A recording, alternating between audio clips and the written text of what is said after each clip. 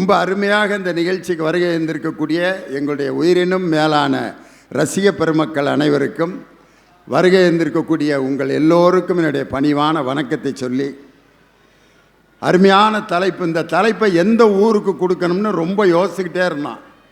இந்த தலைப்பை இதுவரைக்கும் வேறு எங்கேயும் கொடுத்ததில்லை. மனிதனுக்கு மகிழ்வூட்டி வழிகாட்டுவது எழுத்தா, பேச்சா, பாட்டா, நடிப்பா, இயல், இசை, நாடகம்னு கொடுத்துருக்கலாம். அது ஒரு மாதிரி இலக்கியமாக போயிடும். ஏதாவது பேசிகிட்டு இருப்பாங்கடா, தமிழ் புத்தகத்தை படிச்சுட்டு ஏதாவது பேசிகிட்டு இருப்பாங்க. இயலா, இசையா, நாடகமா அப்படின்னு பேசி போட்டு கொடுத்துருக்கலாம். ஜனங்களுக்கு தலைப்பை எளிமைப்படுத்தணும்னு சொல்லி தான் இயலை ரெண்டாக பிரிச்சிட்டான். எழுத்து, பேச்சு, இசைக்கு பாட்டு, நாடகத்துக்கு நடிப்பு. இதுவரைக்கும் பட்டிமன்றத்தில் 2 அணியில் 2 குரூப்பாக தான் பேசுவாங்க. இப்போ உங்களுக்கு 4 முனை போட்டி. வர்ற 2026 எத்தனை முனை போட்டி நடக்க போகுதோ தெரியல. ஆனால் எத்தனை முனை போட்டி வந்தாலும் நமக்கு எப்பொழுதும் ஒளி கொடுக்கும் சூரியன் தான் அந்த 2026 எல்லோருக்கும் ஒளி கொடுக்கும். நான் அரசியல் பேசலை, சூரியனை பற்றி பேசலை. அதனால் இங்கே நடப்பது 4 முனை போட்டி. அற்புதமான பேச்சாளர்கள், எழுத்தா, பேச்சா, நடிப்பா, பாட்டா. ஒரு கல்யாணம் நடக்கணும்னா இந்த 4 முக்கியம். முதல்ல பொண்ணு மாப்பிள்ளை பேச்சுவார்த்தை நடக்கும். அங்கே ஒரு பொண்ணு இருக்காமல, ஒருத்தவன் சொல்லுவான், அப்படியா பொண்ணு என்ன படிச்சிருக்கு? விசாரணை. எம்ஏ பிஎட் படித்து கவர்மெண்ட் ஸ்கூலில் டீச்சராக இருக்குது. டெம்பரவரியா இல்லை பெர்மனண்ட் சம்பளம் வாங்குதா, இல்லை அவுட் சோர்ஸிங்கா, இல்லை 20,000 ரூபா சம்பளம் கொடுத்துக்கிட்டு இருக்காங்க, பெர்மனண்ட் 1000. அப்படியா? நல்லா இருக்குமா? அது மனசை பொறுத்து. எனக்கு நல்லா இருக்குது. அந்த பையனுக்கு, உன் மகனுக்கு நல்லா இருக்கான்னு பார்த்துக்க. பேசுவாங்க. மாப்பிள்ளை வீட்டிலேருந்து பொண்ணு வீட்டுக்கு போவேன், பொண்ணு வீட்டிலேருந்து மாப்பிள்ளை வீட்டுக்கு போவாங்க. பேச்சுவார்த்தை, விசாரணை.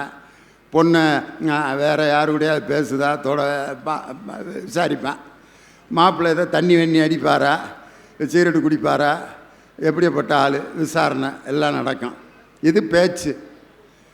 பொண்ணு வீட்டுக்கும் மாப்பிள்ளை வீட்டுக்கு இடையில் பேச்சுவார்த்தை நடக்கும். அதுக்கடுத்து அதில் வர்ற எழுத்து எது? 2 பேருக்கு என்றைக்காவது அக்ரிமெண்ட் போட்டிருக்காங்களா? உன் பெண்ணை என் மகனுக்கு மணமகளாக ஏற்றுக்கொண்டு 50 பவுன் நகை நான் போடுகிறேன், நீ 10 பவுன் நகை என் மாப்பிள்ளைக்கு போடு, கல்யாண செலவை 50% நாம் செலவழித்து கொள்ளலாம் அப்படின்லாம் போட மாட்டாங்க. அங்கே வர்ற எழுத்து எதுன்னா பத்திரிக்கை. அந்த பத்திரிக்கை அடித்து எல்லாத்துக்கும் கொடுப்பான். அங்கே எழுத்து வருது. அந்த பத்திரிக்கை எப்படி அடிக்கணும்னு கண்ணதாசன் எழுதிய ஒரு இசை பாடல் தான் எல்லாத்தையும் கற்றுக் கொடுத்துச்சு. ஒரு கல்யாண பத்திரிக்கை எப்படி அடிக்கணும்னு கண்ணதாசன் தான் மாடல் போட்டு கொடுத்தார். எதில்? நெஞ்சிருக்கும் வரை படத்தில். நிகழும் பார்த்திபாண்டு ஆவணி திங்கள் 20ஆம் நாள் திருவளர் செல்வன் சிவராமனுக்கும் திருவளர் செல்வி ராஜேஸ்வரிக்கும் நடைபெறும் திருமணத்திற்கு சுற்றம் சூழ வந்திருந்து வாழ்த்தியருள வேண்டுகிறேன். தங்கள் நல்வரவை விரும்பும் ரகுராமன் ரகுராமன் ரகுராமன். பத்திரிக்கை மியூசிக் வந்துருச்சா? அதுக்கப்புறம் கல்யாணம் பண்ணுறப்ப கெட்டி மேளம் ஒரு மியூசிக். அப்போ நாகஸ்வரம் வாசித்துட்டு இருப்ப ஒருத்தர் உட்காந்துருப்பார். அப்போ அந்த நாகஸ்வர பார்ட்டியை படுற பாட்டை பார்க்கணுமே. அங்கே ஒருத்தர் அந்த தாலி கட்டுற இடத்துக்கிட்ட ஒருத்தர் நின்று அப்படிம்பாரு, பா பா பா பா பா அப்படின்னு உடனே நிறுத்திறானு. தாலி கட்டுறப்ப அப்படிம்பாரு,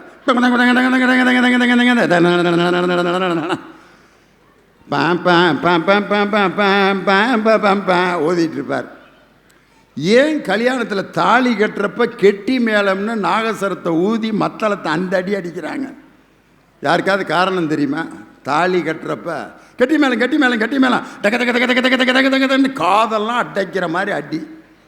எதுக்குன்னா அந்த நேரத்தில் சில பேர் அபசகுணமான வார்த்தைகளை பேசிகிட்டு இருப்பேன் கல்யாண வீட்டில் உட்காந்து. என்னடா இளவு கல்யாணம், சோத்து இளவையாவது ஒழுங்காக போடுவாங்கன்னு பார்த்தா ஒரு இளவும் சரியில்லை. மாப்பிள்ளை இளவும் நல்லா இல்லை, பொண்ணு இளவு. அங்கே கல்யாண வீட்டில் இத்தனை இளவு சொல்லாமல் அந்த பொண்ணு மாப்பிள்ளை காதில் விழுந்தால் எவ்வளவு வேதனைப்படுவாங்க. இப்படி ஒருத்தன் பேசிகிட்டு இருக்கேன், ஒருத்தன் டே கல்யாண வீட்டில் வந்து இளவு இளவுன்னுக்கிட்டு ஆள் முகரையும் பாரு சுடுகாட்டு பொணம் மாதிரி வந்து உட்காந்துக்கிட்டு. அதுக்கு இளவே தேவலாம் போல இருக்கு.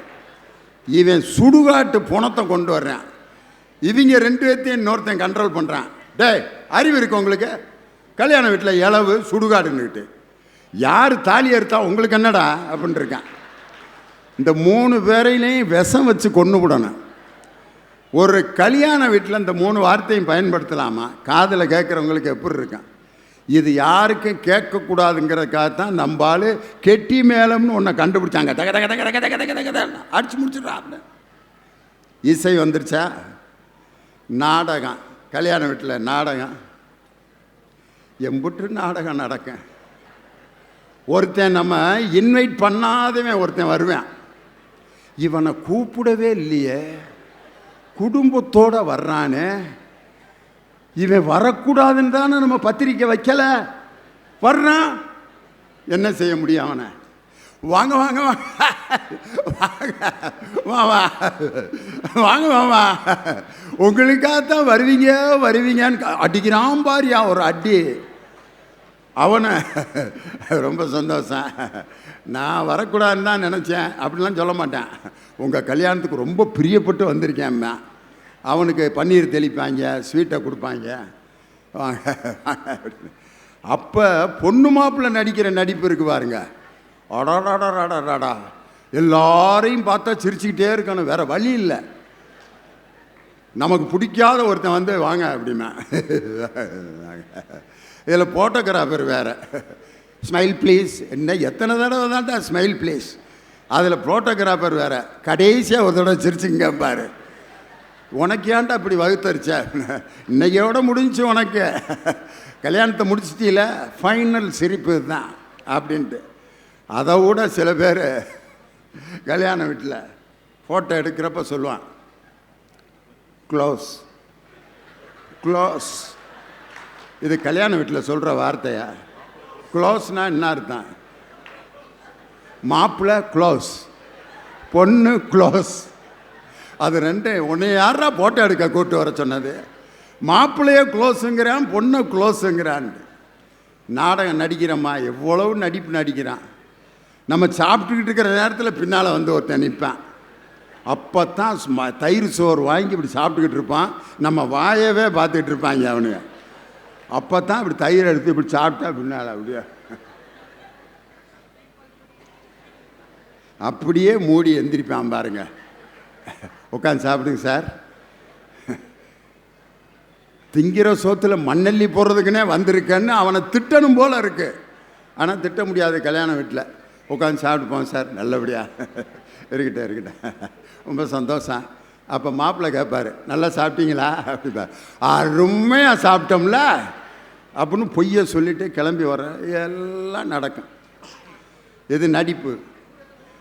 எழுத்து, பேச்சு, பாட்டு, நடிப்பு. ஒரு கல்யாணத்தில் வாழ்க்கையில் எல்லா நிலைகளிலும் இந்த 4 இருக்குது.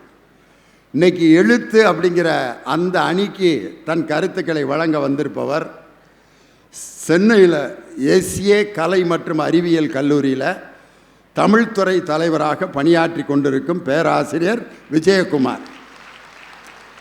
இந்த சட்ட கலரு யாராவது போடுவாங்களா? அந்த கலரு இந்த இங்கே விற்றுக்கிட்டு இருக்காங்கல்ல, பஞ்சு மிட்டாய் பஞ்சு மிட்டாய் பஞ்சு மிட்டாய், கே போல்தா ஹே பஞ்சு மிட்டாய். ஹிந்தி படிச்சுட்டு அங்கே வேலை இல்லாமல் இங்கே வந்து பஞ்சு மிட்டாய் விற்றுட்ருக்கான்.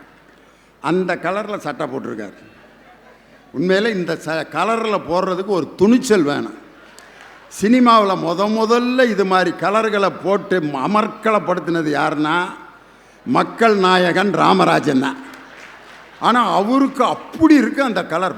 திக்கு பச்சையில் பேண்ட்டு போட்டிருப்பார், குங்கும கலரில் சட்டை, கருப்பு பெல்ட் போட்டு இன்சர்ட் பண்ணி, சொர்க்கமே என்றாலும் அது நம்மூரை போல வருமா, அட என் நாடு என்றாலும் அது நம் நாட்டு கீடாகுமா, பல தேசம் முழுதும் பேசும் மொழியில் தமிழ் போல் இனித்திடுமா,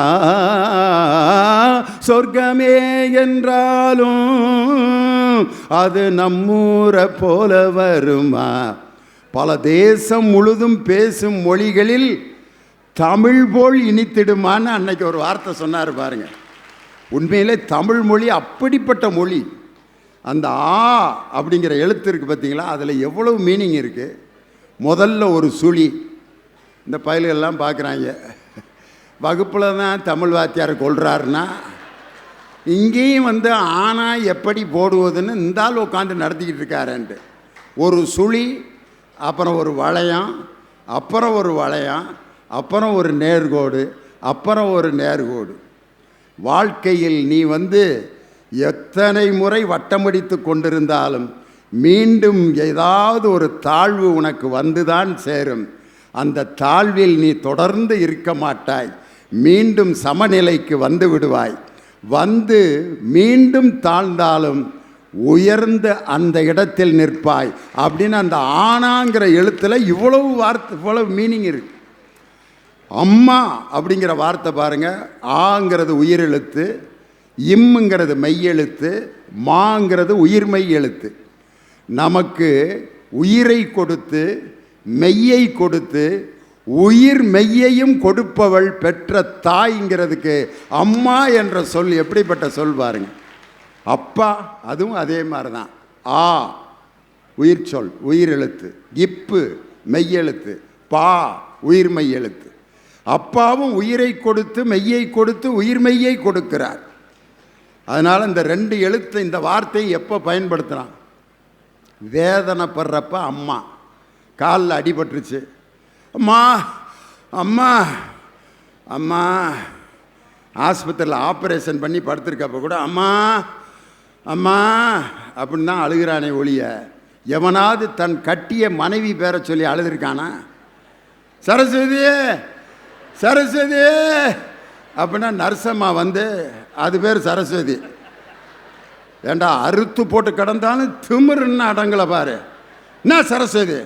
அம்மா என் வீட்டுக்காரம்மாவை கூப்பிட்டேன். அவன் வீட்டுக்காரம்மா சரஸ்வதியா? என் பேரும் சரஸ்வதி தான்டா. அங்கே போய் கூப்பிடு, இங்கேயும் கூப்பிடுறம்மாங்க. ஆனால் அம்மான்னு கூப்பிட்டா யாரும் தப்பாக நினைக்க மாட்டாங்க. அப்பாங்கிற வார்த்தை எப்போ பயன்படுத்துவான்?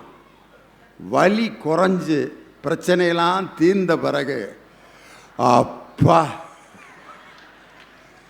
பிரச்சனையெல்லாம் தீர்ந்து மகிழ்ச்சியாக இருக்கும்போது யாரை நினைக்கிறோம்னா அப்பாவை நினைக்கிறான். இன்னைக்கு நம்ம தமிழக முதல்வரை எல்லாரும் அப்பான்னு ஏன் கூப்பிட்றாங்கன்னா, பலருடைய பிரச்சனைகளை தீர்த்து வைப்பதால் அப்பா என்ற நிலையில் அவர் இருக்கிறார்னா அப்பான்னு கூப்பிட்றாங்க. இந்த ரெண்டு வார்த்தையிலும் எவ்வளோ உயிர் இருக்குது பார்த்தீங்களா? இதுதான் தமிழ் எழுத்து. அதே மாதிரி பேச்சு, பேச்சுங்கிறது ரொம்ப முக்கியம். அது ஒரு மனுஷன் பேச்சில் தான் வாழ்க்கையிலே இருக்குது. அதனால தான் வள்ளுவர் சொன்னார், தீயினால் சுட்ட புண் உள்ள ஆறும் ஆறாது, நாவினால் சுட்ட வடுன்னார். ஒருத்தருடைய நம்ம சொல்கிற அந்த வார்த்தை, நம்ம பயன்படுத்துகிற முறையில் அந்த வார்த்தை அவ்வளோ பிரச்சனையை உண்டாக்கும். அதனால தான் ஒரு வார்த்தை கேட்க ஒரு வருஷம் காத்திருந்தேன்னு நயன்தாரா பாடுவாங்க.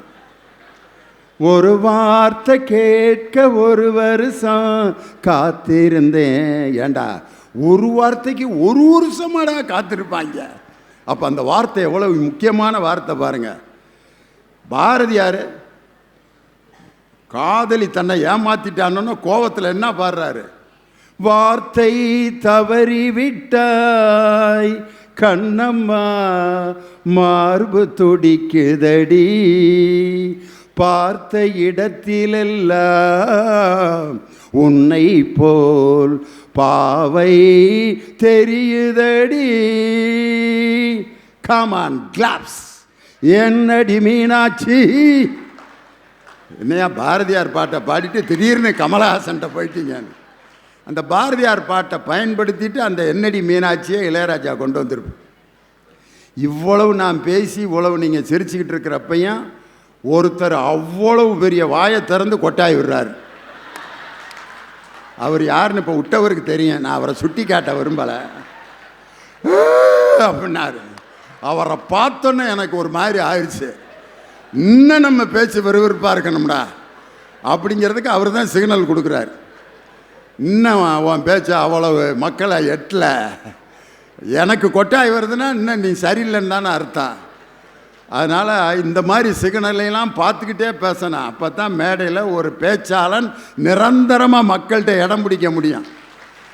என்னமோ கேட்குறாங்க கேட்காட்டி போகிறாங்கன்ட்டு நம்ம பாட்டுக்கு இருக்கக்கூடாது. சில வாத்தியாருங்க பாடம் நடத்துகிறப்ப இப்படி தான் நடத்துவாங்க.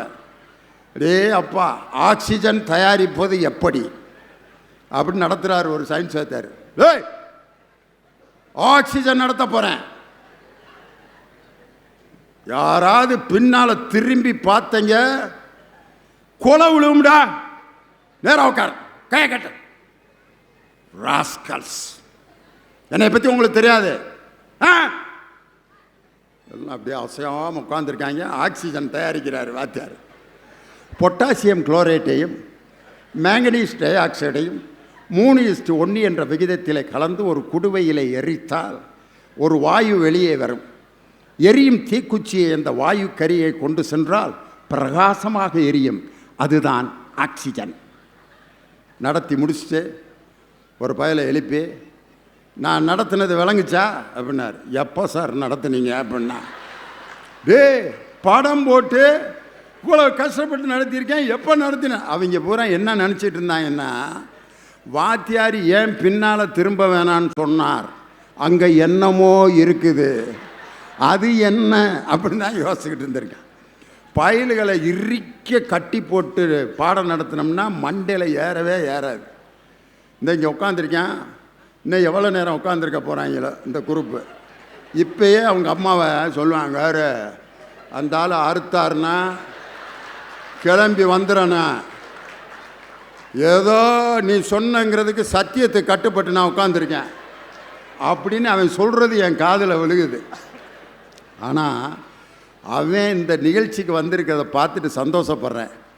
இந்த குரூப்புகளுக்கு தான் நம்ம செய்திகளை கொண்டு போகணும்.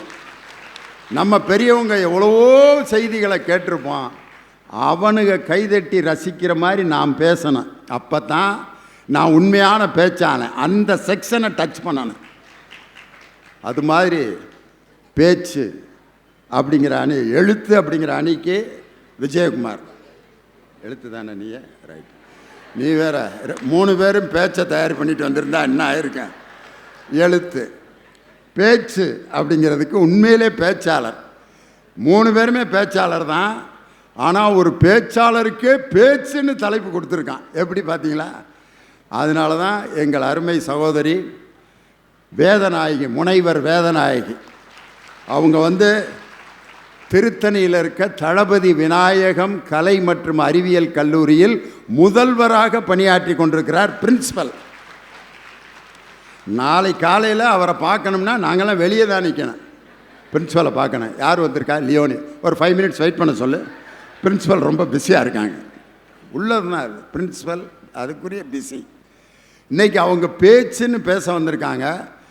அதுக்காக இதுவரைக்கும் பல மேடைகளுக்கு தமிழ்நாடு முழுதும் அவங்கள கூட்டு போயிருக்கேன். இன்றைக்கி தான் அவங்களுடைய கூட வேலை பார்க்குற 2 பேரை கூட்டி வந்திருக்காங்க பேசுகிறது. இது பார்க்குறதுக்கு வைஸ் பிரின்சிபல், இன்னொருத்தங்க தமிழ்துறை தலைவர். என்னென்னா, நான் வெளியில் பேசிட்டு வர்றதெல்லாம் நான் சொன்னால் நம்ப மாட்டேங்கிறீங்க. லியோனி நடுவராக வச்சு சேலத்தில் நான் பேசிட்டு வந்தேன். போடி சும்மா அதெல்லாம் ஓட்டாத. அவர் என்னை எப்படி பாராட்டினார் தெரியுமா? அதெல்லாம் எல்லாரும் தான் பாராட்டுவாங்க அப்படின்னு நேரில் கேளு. நாளைக்கு நம்ம காலேஜ் முழுவதும் வேதநாயகி எப்படி பேசுவாங்கன்றது உங்களுக்கு தெரியணும்னு சாட்சிக்கு 2 பேரை கூட்டி வந்திருக்காங்க. காமர்ஸில் PhD வாங்கியிருக்காங்க. பெரிய விஷயம். வணிகவியலில் PhD. அருமையாக பேச்சு என்ற அணியில் பேச வந்திருக்கும் வேதநாயகி. பாட்டு அப்படிங்கிற அணிக்கு உண்மையிலே ஒரு பாடகர். அவர் பேச்சாளர் மட்டுமல்ல, சிறந்த பாடகர். இப்போ இங்கே மைக்கில் பாடினார்னா மணவாளன் நகரில் தூங்கிட்டு இருக்கிற ஒரு அம்மா குதிரை வண்டியை கூட்டிகிட்டு இங்கே வந்துடும். யாரோ ஒருத்தர் அங்கே பாடுறாரு, சத்தம் கேட்குதுண்டு.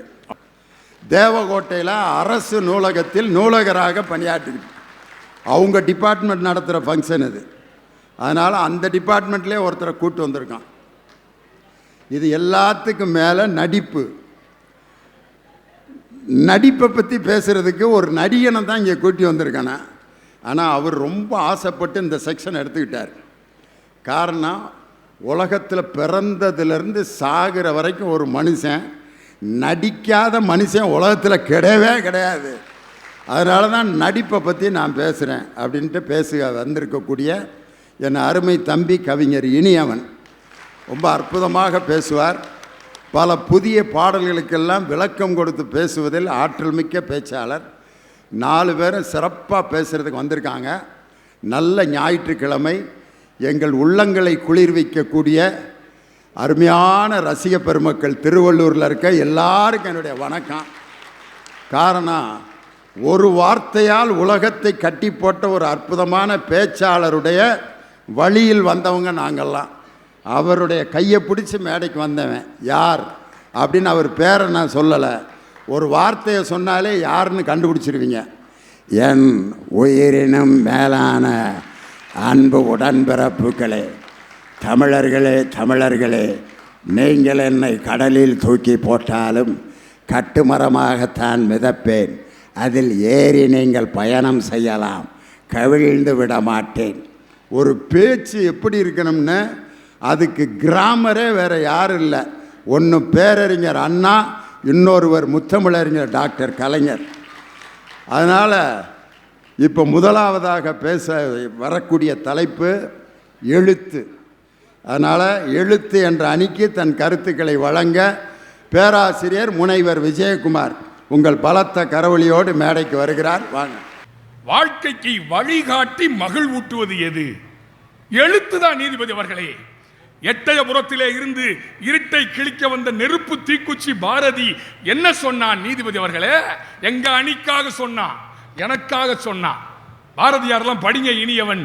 பாரதி சொன்னான், எழுத்து தெய்வம் எழுதுகோள் தெய்வம் என்று பாரதி சொன்னான் நீதிபதி அவர்களே. என்னன்ப ஏனை எழுத்தன்ப, அவை இரண்டும் கண்ணன்ப வாழும் உயிர்க்கு என்றுதானே திருவள்ளுவ பெருந்தகை எழுதினார். எழுத்து தாங்க சிறப்பு. காரல் மார்க்ஸ் ஐயா லண்டன் மியூசியத்திலே, லண்டன் அந்த நூலகத்திலே 1500க்கும் மேற்பட்ட புத்தகங்களை படித்து கரைத்து குடித்து காரல் மார்க்ஸ் மூலதனம் என்கிற புத்தகத்தை எழுத்துக்களிலே எழுதியதால் தான் தொழிலாளர் சமுதாயம் விடுதலை பெற்றது. அது எழுத்துக்கு கிடைத்த மரியாதை இல்லையா? தந்தை பெரியார் அவர்களின் எழுத்துதான் பகுத்தறிவை வளர்த்தது.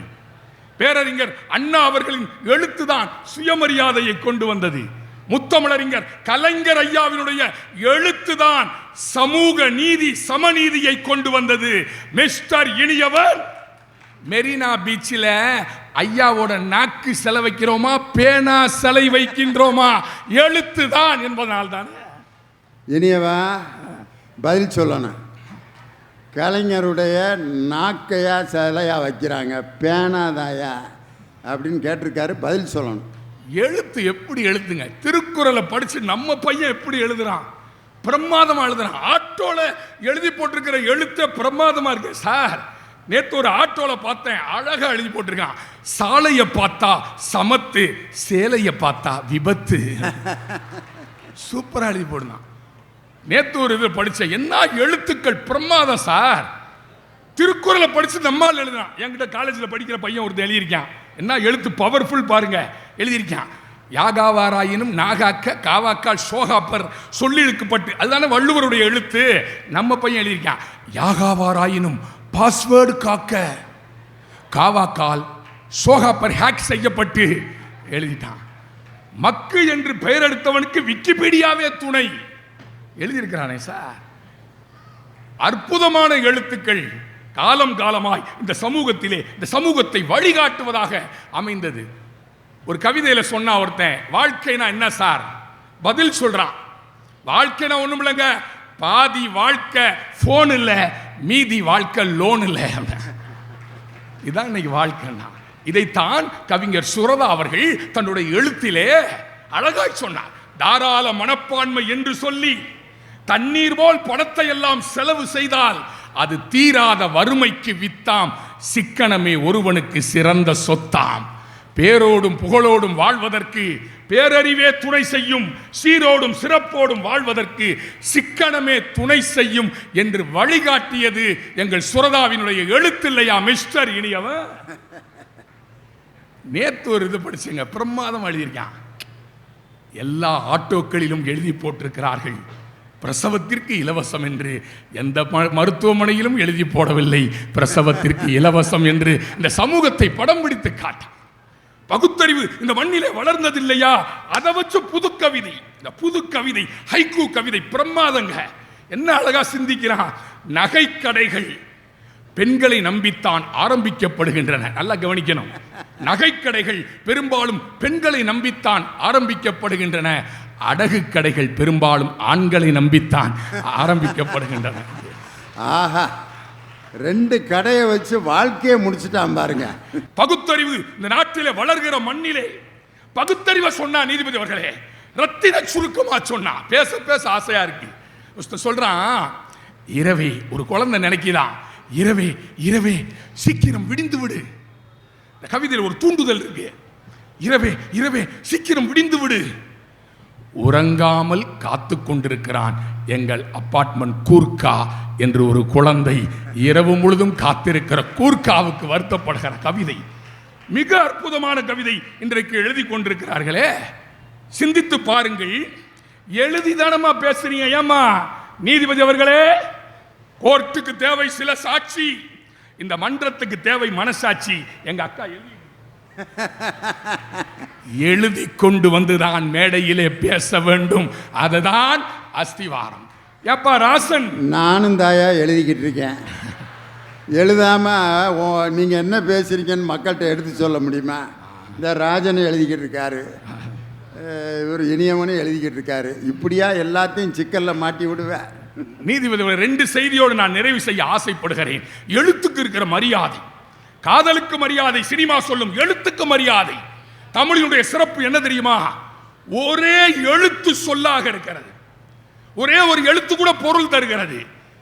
ஆ என்ற சொல்லுக்கு பசு என்பது பொருள், கா என்ற சொல்லுக்கு சோலை என்பது பொருள், ஐ என்ற சொல்லுக்கு தலைவன் என்பது பொருள், கா என்ற சொல்லுக்கு காடு என்பது பொருள், மா என்ற சொல்லுக்கு விலங்கு என்பது பொருள், பா என்ற சொல்லுக்கு பாட்டு என்பது பொருள், ஏ என்ற சொல்லுக்கு அம்பு என்பது பொருள், ஆ என்ற சொல்லுக்கு அம்மா என்பது பொருள். எழுத்துதான். தமிழன் என்ற ஒரு இனம் உண்டு, தனியே அவருக்கு ஒரு குணம் உண்டு. தானம் வாங்கிட கூசிடுவான், தருவது மேலென பேசிடுவான் என்று எழுது காட்டிய சமுதாயம். உயிரெழுத்து 12, மெய்யெழுத்து 18, இருந்து விட்டு போகட்டும் என்பதற்காக தமிழன் அக் என்ற ஆயுத எழுத்தையும் இந்த மண்ணிலே கொண்டு வந்த இனம் நம்முடைய தமிழ் இனம். பீட்டர் சாலை, பெரிய சாலை, அங்கே வானை சுமக்கிற மாளிகை உண்டு. அந்த மாளிகை உயர மண்ணை சுமக்கிற கூலிகள், அந்த கோணிப்பை குடிசைக்குள் குடும்பம் நடத்துகிற கோலங்கள் உண்டு என்று எழுதினார் இன்குலாப். குடிசை மாற்று வாரியத்தை முத்தமிழ் அறிஞர் கொண்டு வந்தார். இன்குலாபின் எழுத்து அரசாங்கத்தை சிந்திக்க வைத்தது. பகுத்தறிவு பேசிய மண்ணில் ஒரு கவிஞன் எழுதுகிறான். அந்த கவிதையோடு காலத்தின் அருமை கருதி நான் முடிக்க ஆசைப்படுகிறேன். ஜோதிடம் பகுத்தறிவுக்கு எதிரானது. மூட நம்பிக்கையின் முடநாற்றம் வீசுகின்ற காடு மணக்க பேசும் கற்பூர பெட்டகமே என்று பேசிய தமிழ்நாட்டில் ஒரு கவிஞன் உயிர் அக்கறையோடு எழுதுகிறான். அதை மூட நம்பிக்கையாக பார்க்க கூடாது. ஒரு ஹைக்கூ கவிதை சொல்கிறான். கிளி ஜோசியம் பார்க்க பிடிக்காது, கிளி ஜோசியம் எனக்கு பார்க்க பிடிக்காது, ஆனாலும் பார்க்கிறேன் அந்த கிளியின் ஒரு நிமிட சுதந்திரத்திற்காக என்று ஒரு கவிஞன் எழுதுகிறான் என்று சொன்னார். எழுத்துக்கள் இந்த மண்ணிலே கொண்டு வந்து போட்டிருக்கிற அந்த விளைவு மிகச் சிறப்பு. இறந்தும் உயிர் வாழ்தல் வேண்டின் பறந்து கெடுகை உலகி ஏற்றியான்.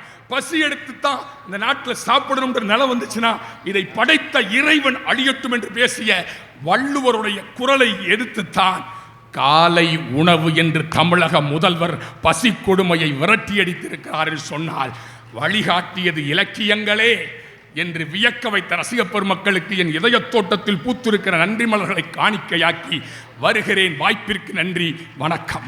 என்ன பேசணும்னு, என்ன பாடணும்னு, என்ன நடிக்கணும்னு பேப்பரில் எழுதுறீங்களா இல்லையா? முதல் கேள்வியை பயங்கரமான கேள்வியை கேட்டார். கையெழுத்து பயிற்சி இந்த இவங்களுக்கெல்லாம் ஹேண்ட் ரைட்டிங் வகுப்பில் கொடுப்பாங்க. 4 ரூல்டு 2 ரூல். 2 ரூல் வந்து தமிழ் எழுதி கையெழுத்து எழுதி எழுதி எழுதி டெய்லி ஒரு பக்கம் முழுதும் எழுதிட்டு வரணும். 4 ரூல்டு ஆங்கிலம், அதில் கர்சிவ் ரைட்டிங் எழுதி எழுதி பழகணும். அச்சு காப்பி அதுக்கு பேர். அதெல்லாம் இன்றைக்கி எழுதி பழகி நம்முடைய எழுத்தை திருத்தணும். கையெழுத்து எவ்வளோ முக்கியம். சில டாக்டர்கள்லாம் என்ன எழுதுறாங்கன்னே கண்டே பிடிக்க முடியாது. எவ்வளவு கிறுக்கிறாரோ அவ்வளவு அவர் சிறந்த டாக்டர்னு அர்த்தம். அழகாக எழுதிட்டாருன்னா இந்த ஆள்லாம் எதுக்கு டாக்டருக்கு படித்தார்? எழுத்து இவ்வளவு அழகாக எழுதிக்கிட்டு இருக்காரு, சரியாக படிக்காம விட்டார் போல இருக்குமா. கிறுக்கிற மாதிரி எழுதுகிறவர் தான் டாக்டரு. ஒரு அம்மா ஒரு அட்ரஸ் காயத்தை எடுத்துக்கிட்டு ஒரு கிளவியை ஒவ்வொருத்தர்கிட்டையாக கேட்குது, இந்த அட்ரஸ் எங்கன்னு பார்த்து சொல்லுங்கப்பா. இந்த எழுத்து என்னானே புரியல, கம்பளி பூச்சி மாதிரி எழுதியிருக்காரு, இது எந்த வீடுன்னு தெரிலப்பா, எழுத்து புரியலன்னு இருக்கான். ஒவ்வொருத்தர்கிட்டையாக கேட்டுட்டு கடுப்பாயிருச்சு. ஒருத்தன் சொல்லியிருக்கான், இந்த எழுத்து புரியணும்னா மெடிக்கல் ஸ்டோர்காரர் இருக்கார்ல, அவர் தான் டாக்டர் எவ்வளவு கிறுக்குனாலும் மாத்திரை எடுத்து கொடுத்துருவார். அதனால் அவர்கிட்ட போய் காட்டு, அவர் எந்த அட்ரஸ்ன்னு சொல்லிடுவாருன்ட்டு. அந்த பாட்டி மெடிக்கல் ஸ்டோர்காரன்ட்ட போய் கொடுத்து, சாமே இது எங்கன்னு சொல்லுப்பா. அவன் அதை பார்த்துட்டு 5 மாத்திரை எடுத்து கையில் கொடுத்துட்டான். யோ, என் மகன் வீட்டு விலாசத்தை காமிச்சா மாத்திரையை கொடுத்துட்டு போகிறானே அப்படின்னு அழுதுச்சு அந்த அம்மா. எழுத்து ஒரு மனிதனுக்கு அவ்வளவு முக்கியம். வள்ளுவர் என்ற அந்த நமது தெய்வ புலவன் திருக்குறளை எழுதி வைத்ததால் தான் இன்னைக்கு வரைக்கும் அந்த திருக்குறளை நாம் படித்து கொண்டிருக்கிறோம். வாய் வழியாக சொல்லப்பட்டதல்ல, இசையால் சொல்லப்பட்டதல்ல, எழுத்தால் எழுதப்பட்டது. அதனால தான் அருமையாக பேசியிருக்கார். இதுக்கு பதில் சொல்லணும். பேச்சு அப்படிங்கிற அணிக்கு உங்கள் பலத்த கரவழியோடு எங்கள் அருமை சகோதரி முனைவர் வேதநாயகி வர்றாங்க.